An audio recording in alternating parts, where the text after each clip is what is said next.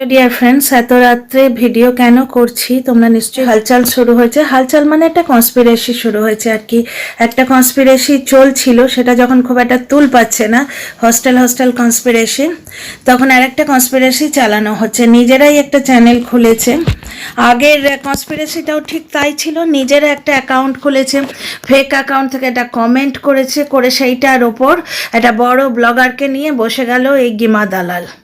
ব্লগারটাও কীরকম বোকা দেখো, সে একটা দালালের কথায় নিজের ফেস ভ্যালু কোথায় নিয়ে আসছে, তাই তো? সে যখন কনস্পিরেসি করছে মাতৃত্বের দোহাই দিয়ে হেন তেন বলে, সেখানে কিন্তু সে দুবার বলেছে যে সে বলেছে কিনা জানি না। সে বলেছে কিনা যখন তুমি জানো না, তাহলে তুমি বলতে এসছো কেন? তার মানে তুমি কি পরিমাণ কন্ট্রোভার্সি প্রিয় এবং মিথ্যুক পার্সন, তুমি সেটা নিজের পরিচয় নিজে দিয়ে দিচ্ছ, ঠিক আছে? এবার দালালের বুদ্ধিতে চলে এর বহু ক্ষতি হয়েছে এই ব্লগারটি, যে দালালকে মা কাম দিদি পাতিয়ে রেখেছে। আবার আরেকটি ক্ষতির সম্মুখীন হলো। অ্যাকচুয়ালি একটা চ্যানেলেরা নিজেরাই খুলেছে এবং সেই চ্যানেল থেকে একটি প্রাণী প্রথমে বাঙাল ভাষায় অকথ্য গালিগালাজ করেছে দুটি কন্টেন্ট ক্রিয়েটারকে, ঠিক আছে? সেই দেখে আমি কিন্তু ভিডিওটা করেছিলাম, কারণ এখানে এই ওয়াইটিতে চড়ে বেড়ায় অনেক ধরনের প্রাণী আছে। খ্যাঁকশিয়াল, যে চুল ফোবিক, যে আমার চুলের পেছনে হাত ধুয়ে পড়ে থাকে, তারপরে গুপ্তি বেড়াল, তারপরে একটা গাধা নামক প্রাণী আছে, ঠিক আছে? সেই গাধার একটা কমিউনিটি পোস্ট দেখেছিলাম, সেখানে দেখলাম যে আমি যাকে নিয়ে কন্টেন্ট করি সেই লোকটাকে যথেষ্ট গ্রিল করে ও একটা কমিউনিটি পোস্ট দিয়েছে এবং প্রচুর মানুষকে ট্যাগ করেছে। এবং যাদের যাদের ট্যাগ করেছে এক দুজনকে আমি খুঁজে খুঁজে দেখলাম, দেখে আমি পুরো জিনিসটা বুঝলাম যে দুজন কন্টেন্ট ক্রিয়েটার যার সঙ্গে এই গাধার কোনো এক সময় খুব ভালো সম্পর্ক ছিল, তাদের একটা লোক, যাকে নিয়ে আমি কন্টেন্ট করি বুঝতেই পারছো, একটা লোক গালিগালাজ দিয়েছে বাঙাল ভাষায়, ওই গেমারের মতো, ওই ভিনদেশি গেমারের মতো নিজের মুখ লুকিয়ে গালিগালাজ দিয়েছে। এবার প্রথম দিকে তার গলাটা স্পষ্ট বোঝা যাচ্ছিল।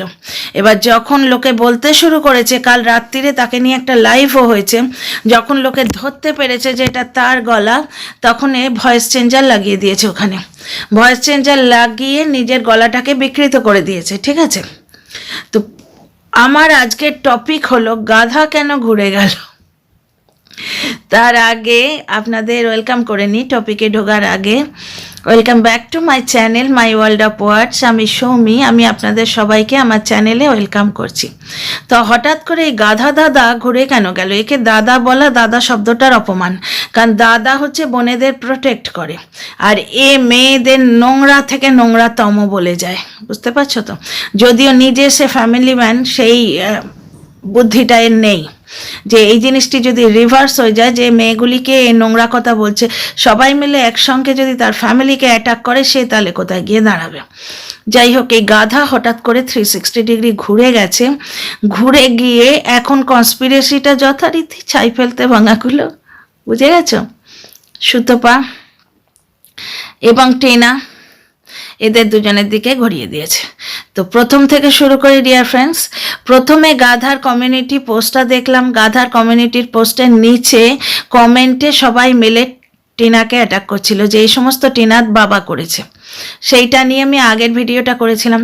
টিনার বাবার কাছে কোনো মোটিভ নেই ওই কন্টেন্ট ক্রিয়েটার দুটোকে কিছু বলা।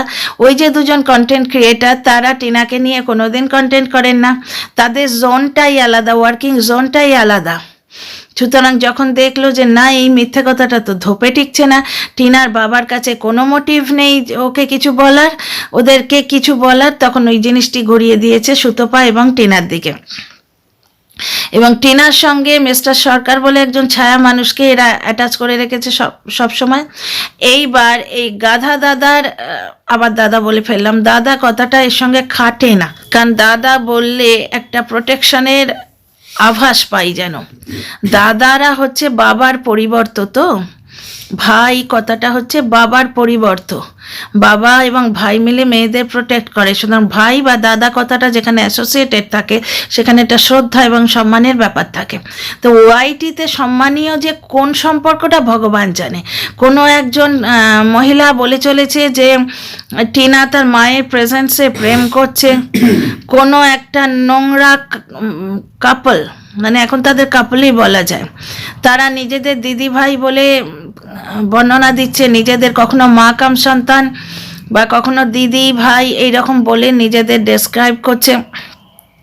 এবার এই কাপলটির দ্বারাই এই নোংরামোটা হয়েছে, আমি ধীরে ধীরে আপনাদের বলছি। তো গাধার কমিউনিটি পোস্টের নিচে আমি দেখলাম দর্শকেরা লিখেছে যে টিনার বাবা এইগুলো করেছে, ওই চ্যানেলটা সেই লোকটা বলেনি, সেই যার কথা আমি বলছি বুঝতেই পারছো তো, পিট কিছু বলেনি, এটা সব দোষ টিনার বাবার। এবার তারপরে যখন আমি ভিডিও করলাম, আরও 2-4জন দর্শক লিখলো যে টিনার বাবার মোটিভটা কি। এই যে দুজন কন্টেন্ট ক্রিয়েটার যাদের গালিগালাজ করেছে ওই পিট, তাদের সঙ্গে টিনার বাবার দূর দূরান্তর পর্যন্ত কোনো সম্পর্ক নেই, না তারা টিনাকে নিয়ে কোনো দিন কন্টেন্ট করেছে, সুতরাং তাদের মোটিভটা কি বুঝতে পারছো। তখন টিনার বাবাকে ছেড়ে দিল, তখন ইটার্নাল দুশ্মন হচ্ছে তোমার সুতপা। গাধার একটা ইটার্নাল দুশ্মনী আছে এর সঙ্গে, কারণ ও আর কোনো কন্টেন্ট পায় না।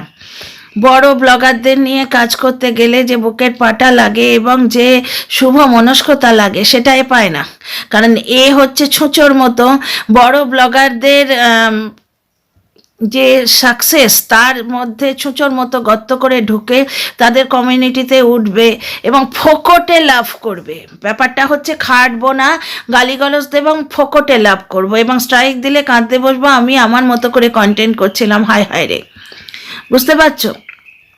তো এই গাধা প্রথমে এই কন্টেন্ট ক্রিয়েটার দুজনের সখ্যতার সুবাদে এককালে এই কন্টেন্ট ক্রিয়েটার যাদের গালিগালাজ করেছে ওই লোকটা পিট তাদের সঙ্গে ভালো সম্পর্ক, সেই সুবাদে গাধা প্রথমে ওই লোকটাকে অ্যাটাক করেছিল। তার কমিউনিটি পোস্টের নিচেই আমি দেখেছিলাম টিনার বাবাকে অকথ্য বলা হচ্ছে, যার জন্য যেহেতু টিনা আমার কন্টেন্ট, সুতরাং আমি প্রতিবাদ করেছিলাম ভিডিও করে। তারপরে এখন দেখি হঠাৎ করে গাধা ঘুরে গেছে, উড়ে বাস রে, সেই গুপ্তি বেড়াল টেরাল যেরকম ঘুরে গেল না, গুপ্তিয়ান গ্যাং, গুপ্তির সঙ্গে সঙ্গে এই খ্যাঁকশিয়াল এবং আরও অনেকেই ঘুরে গেল হঠাৎ করে। টিনার ওই সেকেন্ড ভিডিওটা যখন সুতপার কমেন্ট বক্সে গিয়ে টিনা হ্যাঁ দিদিভাই সব বলবো লিখলো, হঠাৎ করে ওরা যেরকম ঘুরে গেল, হঠাৎ করে এই গাধাও ঘুরে গেছে। তো গাধা কেন ঘুরে গেল, এটা একটা সত্যি রকেট সায়েন্স, পার্সোনাল কোনো গেন নিশ্চয়ই হয়েছে, কারণ গাধার মতো প্রাণীরা এমনি এমনি গাধার মতো করে না। ঘুরে গিয়ে সে এখন কি বলে যে পুরো ব্যাপারটাই হচ্ছে সুতপার এবং টিনার যোগসাজশ, এবং ওই মেল ভয়েসটা নাকি কোনো একজন ছায়া মানুষের।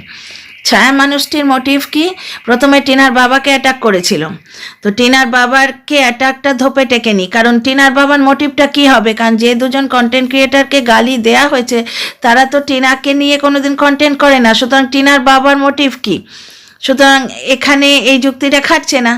এবার টিনার সঙ্গে যে ছায়া মানুষটিকে জোড়া হয়েছে মিস্টার সরকার, তার একটা মোটিভ এরা খুঁজে খুঁজে বার করেছে, কারণ এরা ধরে নিচ্ছে যে সে পিটের সঙ্গে একটা ক্রস সম্পর্কে আছে, সুতরাং পিটকে অপমান করার জন্যে, পিটের এগেনস্টে কনস্পিরেসি করার জন্যে টিনা এবং এই ছায়া মানুষ মিলে এই কাজটি করেছে এবং মদত দিচ্ছে সুতপায়ন গ্যাং, বুঝতে পারছো। এবার এতে কিন্তু একটা সাইড এফেক্টও হচ্ছে, এই কনস্পিরেসির সাইড এফেক্ট কি বলতো, চ্যানেলগুলো উঠে যাচ্ছে, চ্যানেলগুলো প্রমোটেড হয়ে যাচ্ছে, সবাই খালি দৌড়ে দৌড়ে আসছে কোন চ্যানেল। আমিও যেমন গাধার ভিডিও আমি সাতজমে দেখি না, কিন্তু আমি দৌড়তে কমিউনিটি সার্চ করতে গেছিলাম, শুধু তাই না যে লাইভটা করেছে লেটেস্ট লাইভটা সেটাও খুঁজেছি, বুঝতে পারছো। তারপরে এইদিকে এই যে পাতানো দিদি আমি একাই 1560 বলে ভিডিও করেছে, আমি আছি, আমার হাত আছে ওই পাতানো ভাইয়ের মাথার ওপর, তোরা কে কি করে নিবি, সাইবার সেলে যাব। প্রথমে তো সাইবার সেল টেল করে বললো, তারপর বলছে ভিডিও টু ভিডিও হবে যুদ্ধটা, কারণ সাইবার সেলে গেলে নিজেই তো ধরা পড়ে যাবে, বুঝতে পারছো না। সাইবার সেলে পুলিশকে বা কোনো রকম প্রশাসনকে ইনক্লুড করলে ফেক যে জিনিসটা সেটাই তো বোঝা যাবে। আচ্ছা, এর আসল সত্যটা কি জানো তো? ওই যে কনস্পিরেসিটা ওরা করেছিল হোস্টেল, সেটা কি হয়েছিল? এই দালালেরই বোকা মাথা মোটা দিমাগ থেকে বেরিয়েছিল। সেখানে নিজে একটি কমেন্ট করেছিল ফেক আইডি থেকে এবং সেইটি নিয়ে 2 দিন ধরে চালালো, এবং ব্লগার তার নিজের ফেস ভ্যালুটাকে একবারে হাঁটুতে পাঠিয়ে দিল, মানে ফেস নেমে হাঁটুতে চলে গেল একবারে। এই লোকটা কত নোংরা এবং কত নির্বোধ সবাই বুঝতে পারলো, মানে যারা বোঝার বুঝতে পারলো, আর অনেকে আছে যারা বুঝে ওকে সাপোর্ট করছে, এরই একই স্বগোত্রের লোক হবে। এইবার সেটা বেশ ফিকে পড়ে গেল, কারণ সবাই বলতে রইলো আরে মেয়েটা তো কমিউনিটি পোস্টও দেয়নি, ব্লগেও বলেনি, তাহলে তোরা কেন বলছিস ঘটনা। এইবার এখানে শুরু হলো নতুন গেম। নিজেই একটা চ্যানেল খুলেছে, সেই দিদি চ্যানেল খুলেছে এবং ভাই বলছে, বুঝতে পারছো?